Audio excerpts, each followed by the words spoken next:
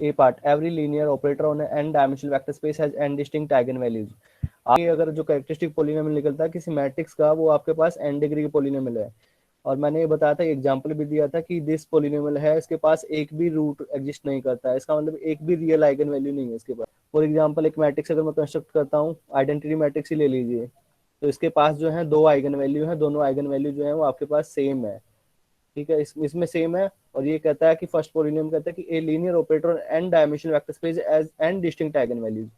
Linear operator ये matrix है, इसके पास एन आइगन वैल्यूज हैं। कितने हैं? 2x2 की मैट्रिक्स, इसके पास 2 आइगन वैल्यूज हैं और दोनों आइगन वैल्यू सेम है। तो ये कह रहा है कि इसके पास आइगन वैल्यू जो होंगी डिस्टिंक्ट होंगी, तो ये फॉल्स हो गया। ये एग्जांपल। सेकंड पार्ट में क्या है? सेकंड पार्ट है कि if a real matrix has one eigen vector then it has infinite number of eigen vector. मैं अज्यूम कर लेता हूँ कि लेट ए जो मैट्रिक्स है उसके पास आइगन वेक्टर है v, a has eigen vector v and corresponding जो आइगन वैल्यू है विद कोरस्पॉन्डिंग आइगन वैल्यू है, मैंने अज्यूम कर लिया लैम्डा। ठीक है, इसका मतलब क्या हुआ?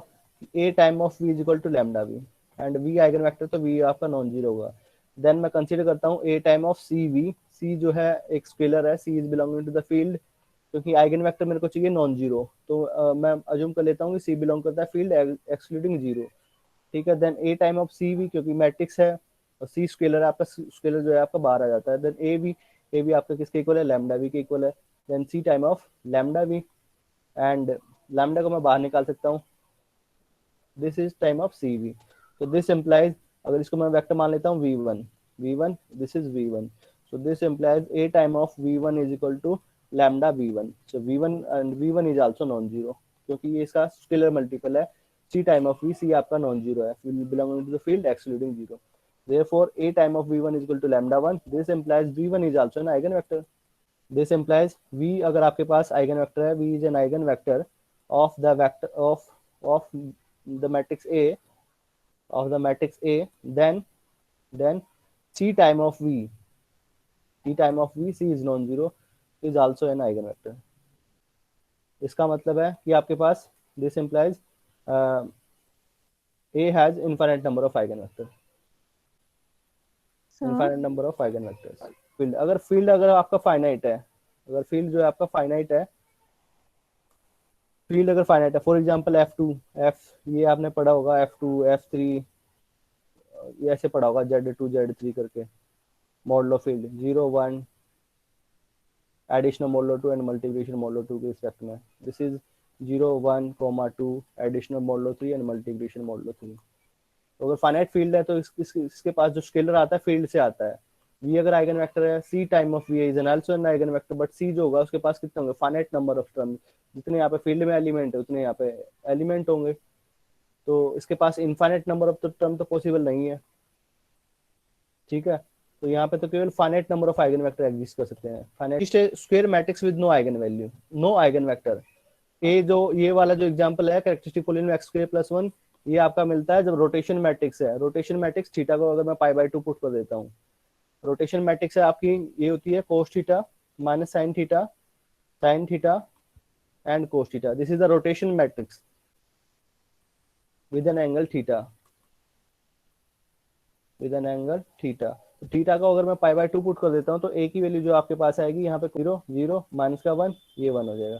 देन द कैरेक्टरिस्टिक पोलिनोमियल जो आपकी निकलेगी वो आपकी आएगी, टी में निकालते हैं तो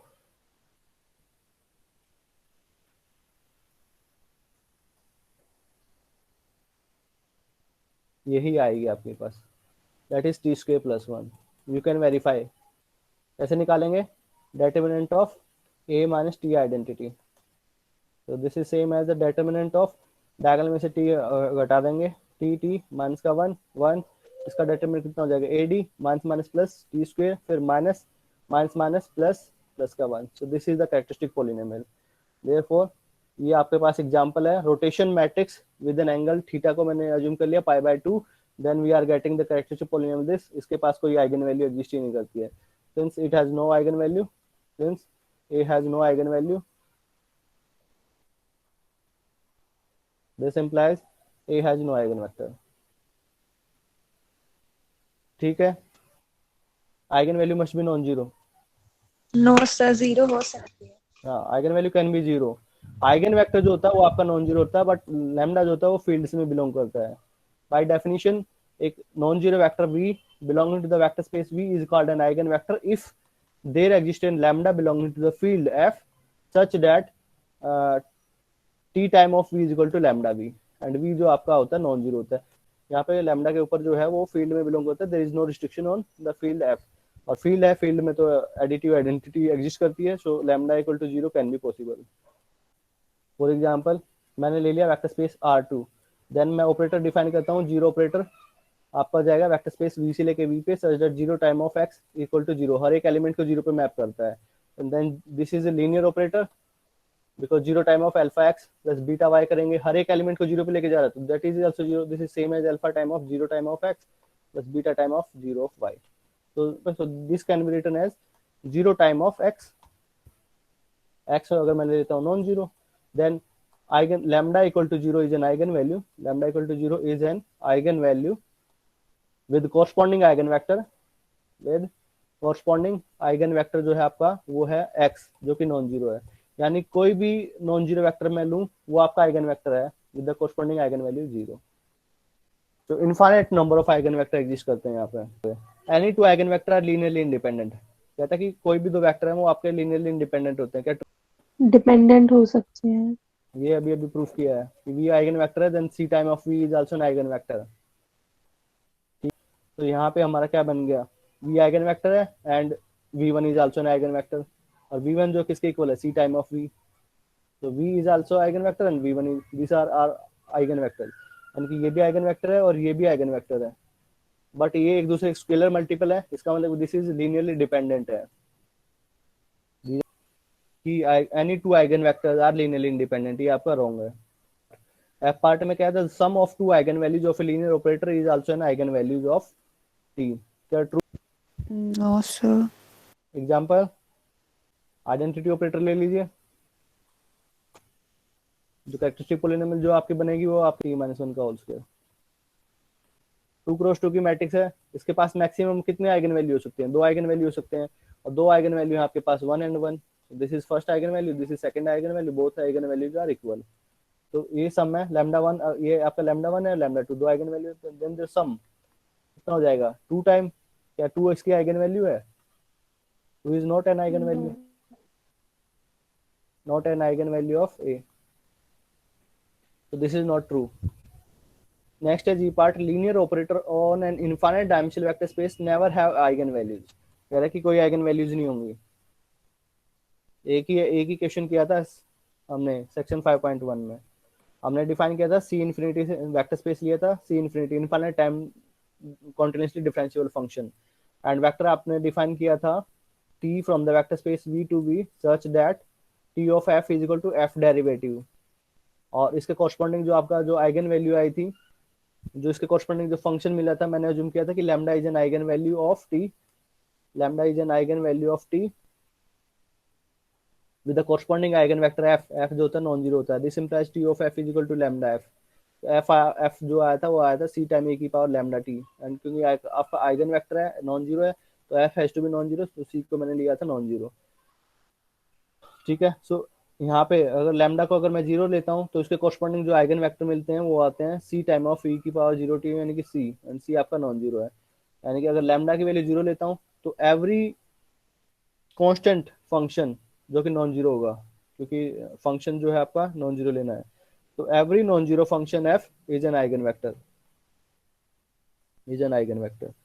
अगर आपका लैम्डा अगर नॉन जीरो है then it has an eigen vector of this form, ये कहता है कि इसके पास आइगन वैल्यू होंगी ही नहीं, जबकि ये हमारे पास एग्जांपल है जिसमें से कोई भी मैं लैम्डा लेता हूँ फील्ड में वो आपका आइगन वैल्यू है the corresponding eigen vector of this form, so this is false.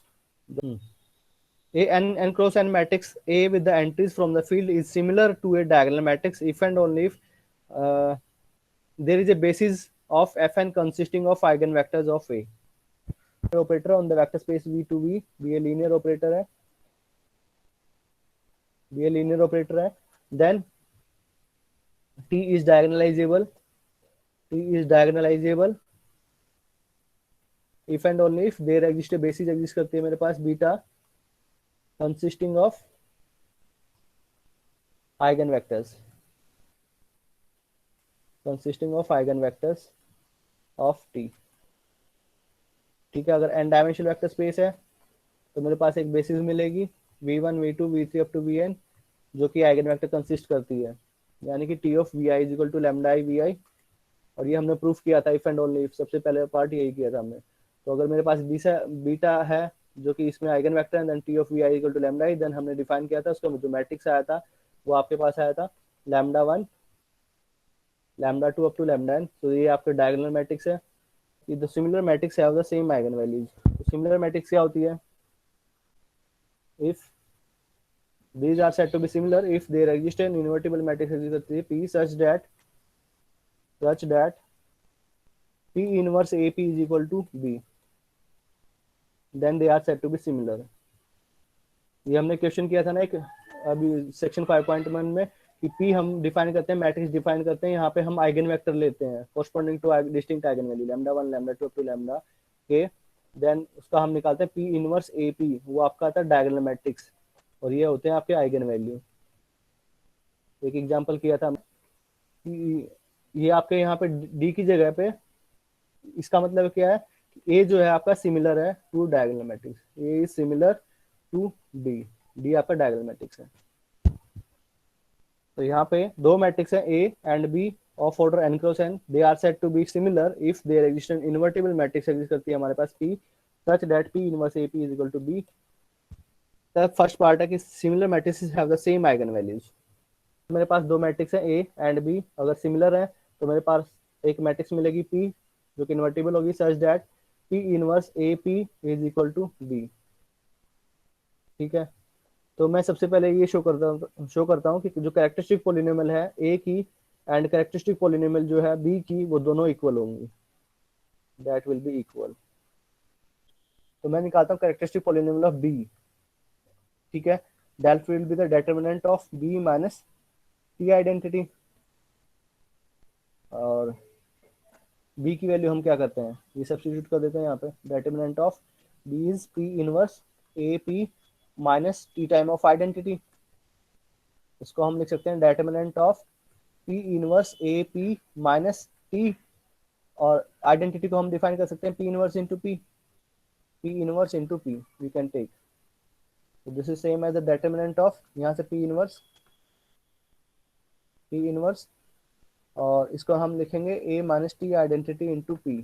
We can right जो आपका पी इनवर्स है, इसको अगर मैं यहाँ पे लेके चला जाता हूँ टी को, क्योंकि मैट्रिक्स है वी कैन शिफ्ट, ये आपका स्केलर है, तो पी इनवर्स मैंने आगे से कॉमन ले लिया और ये आपका पीछे से पी आपका कॉमन हो गया, और दोनों को मल्टीप्लाई करेंगे तो फर्स्ट टर्म कितना है, पी इनवर्स ए पी, तो p inverse A P minus p inverse t p, P inverse t p, t बाहर है वी कैन शिफ्ट टी। तो दिस इज सेम एज, अब आपको पता है कि अगर दो मैट्रिक्स हैं a and b, then determinant of a b जो होता है वो होता है आपका determinant of a into determinant of b, ये होता है। ठीक है, सो इसको हम अलग अलग कर लेते हैं, determinant of P inverse into determinant of a minus t identity into determinant of p. These are the elements of the field, so they commute with each other, so we can take determinant of a minus t identity and determinant of p inverse into determinant of p। now ये result है कि determinant of any matrix a का inverse जो होता है वो होता है determinant of a उसका inverse. this is same as the determinant of a minus t identity into determinant of P का टोटली का inverse into determinant of P, ये आपका 1 हो जाएगा, ये आपका बचेगा determinant of A minus T identity. This is same as the characteristic polynomial of A over T. Therefore the characteristic polynomial of B is same as the characteristic polynomial of A. इनकी जब characteristic polynomial ही same है दोनों की, तो उनका जो root कहलाता है वो आइगन वैल्यू कहलाता है। Therefore A and B have the same eigen value।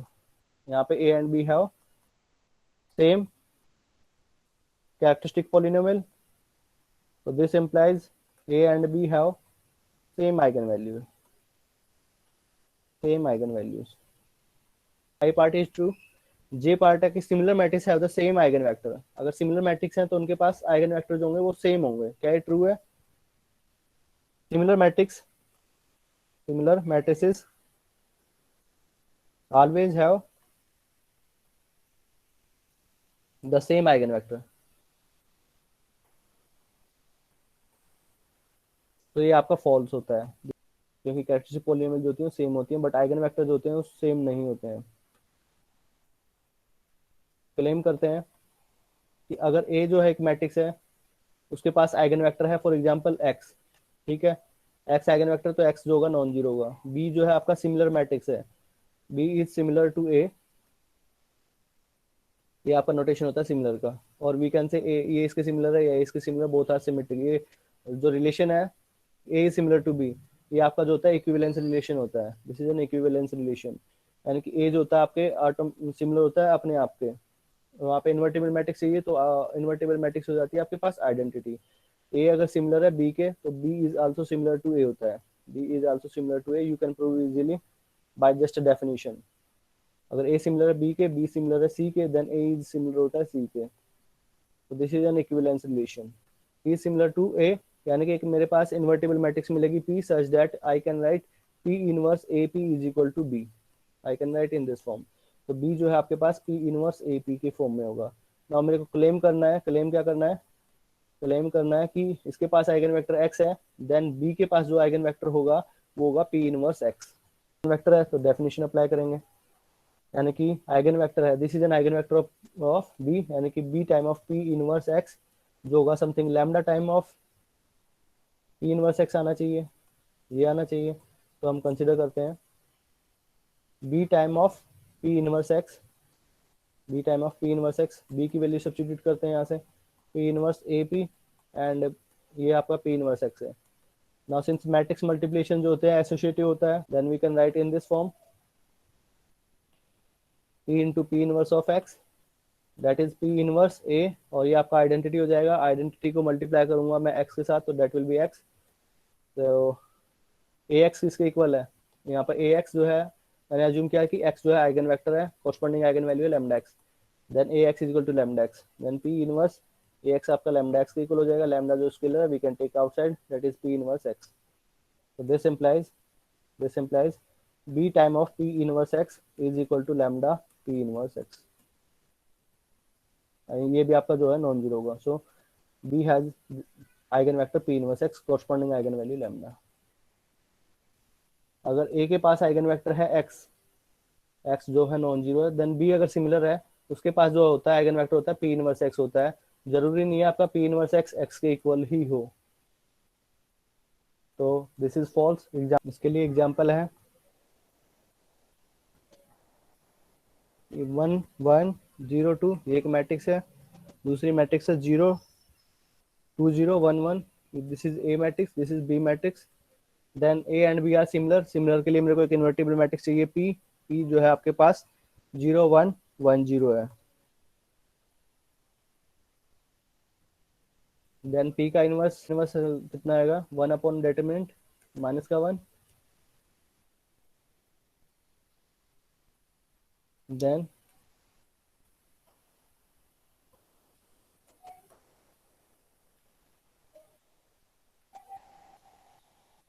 P का इनवर्स जो होता है वो पी के इक्वल होता है, then P inverse equal to p. Then consider करते हैं पी इनवर्स ए पी, ये आपका आ जाएगा 0 1 1 0 ए 1 1 0 2, एंड फिर से पी कितना है? 0 1 1 0, दैट इज 0 1 1 0 0 1 1 0 2। नाउ इन दोनों को मल्टीप्लाई करते हैं,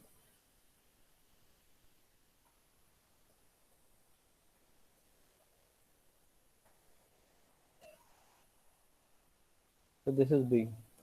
Therefore, the matrix A and B are similar. A and B are similar. These matrix are similar matrix. अगर मैं कंसिडर करता हूँ x, x के इतना है मेरा 1,0, तो this is an eigen vector of this, but this is not an eigenvector of the second matrix A. This is an eigenvector of A matrix consider करते हैं ए टाइम ऑफ एक्स, तो कितना आएगा 1 1 0 2 into 1 comma 0, that will B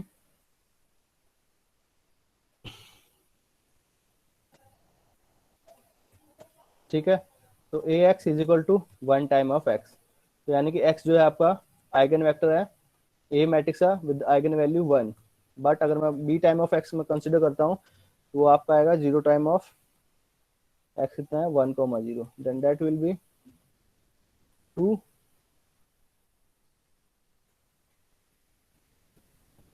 तो this is not equal to scalar multiple of x, x कितना है हमारा 1 comma 0।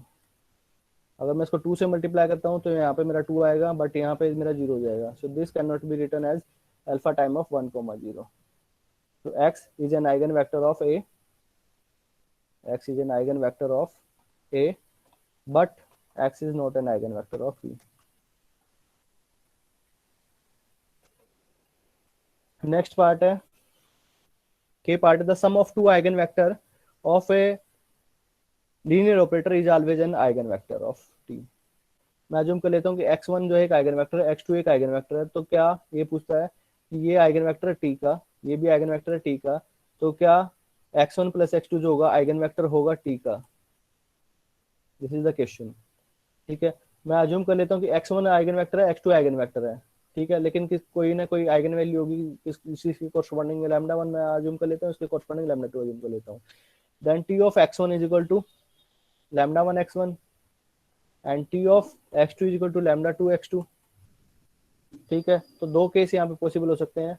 Case first है, केस फर्स्ट कि जो लैम्डा 1 लैम्डा 2 है ये दोनों इक्वल हो सकती हैं, मैंने अज्यूम कर लेता हूँ फर्स्ट है।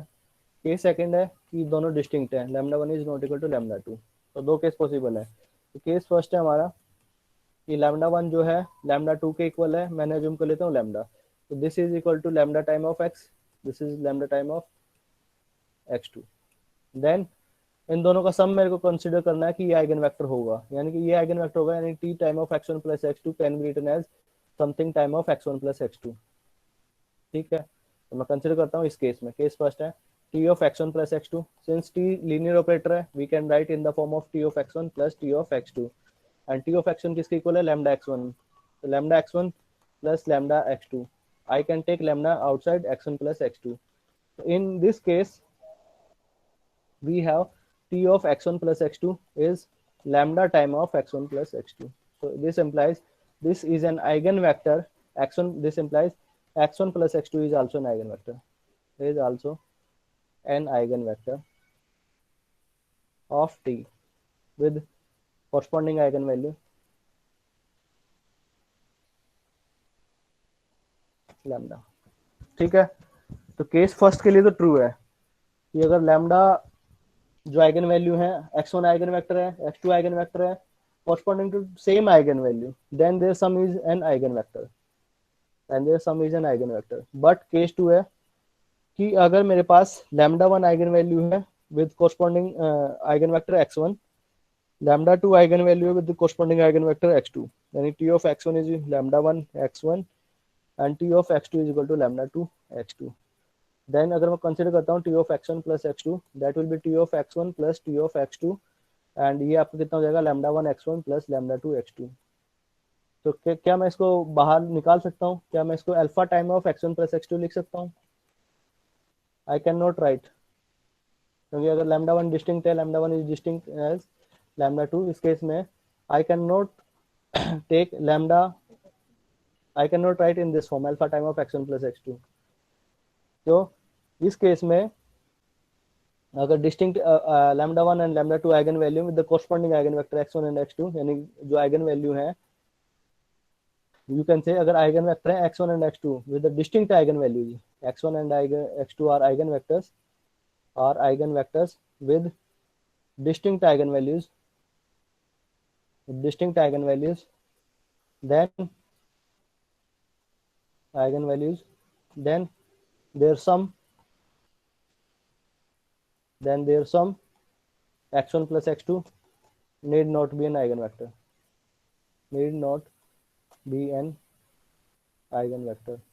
तो इसके लिए